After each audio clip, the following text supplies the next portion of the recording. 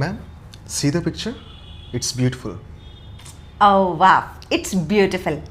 By the way, Pramod చూడండి, మీరు ఏదైనా ఒక దాన్ని చూపించి దాన్ని చూడండి అని అంటే నా అటెన్షన్ని గ్రాప్ చేస్తున్నారు. ఇంటెన్షనల్గా ఒక దాని వైపు చూడండి అని చెప్తున్నప్పుడు మనం యూజ్ చేయాల్సింది లుక్ అనేది యూజ్ చేయాలి. అప్పుడు మీరు అనాల్సిన మాట look at the picture, not see the picture, look at the picture. Pramod, what are you doing? I'm seeing the match. అయ్యో చూడు, ఇప్పుడు మీరు మ్యాచ్ చూస్తున్నారు, తదేకంగా కాన్సన్ట్రేట్ చేసి ఎఫర్ట్ పెట్టి ఒక పీరియడ్ ఆఫ్ టైం దేనైనా మనం చూస్తూ ఉన్నప్పుడు చెప్పాల్సిందేంటి? వాచ్ చెప్పాలి. ఐఎమ్ వాచింగ్ ద మ్యాచ్ అనాలి, సీయింగ్ ద మ్యాచ్ కాదు. మరి సీ ఎప్పుడు వాడాలి? I will clarify them. చూడండి, నా కళ్ళు ఉన్నాయి, సెన్సెస్ ఉన్నాయి కాబట్టి జస్ట్ అలా కళ్ళు తెరిస్తేనే నేను చూస్తాను.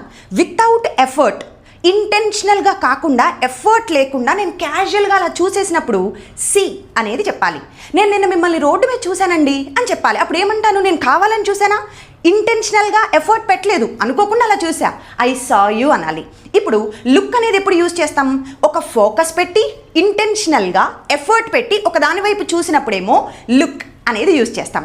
ఏదైనా ఒక దాన్ని, మూమెంట్ ఉన్నదాన్ని, యాక్షన్స్ ఉన్నదాన్ని ఒక పీరియడ్ ఆఫ్ టైం కొద్దిసేపు అలా చూస్తూ ఉంటే ఇంటెన్షనల్గా, అప్పుడు దాన్ని వాచ్ అంటాం. లైక్ మూవీస్, స్పోర్ట్స్, సీరియల్స్ ఇలాంటివి.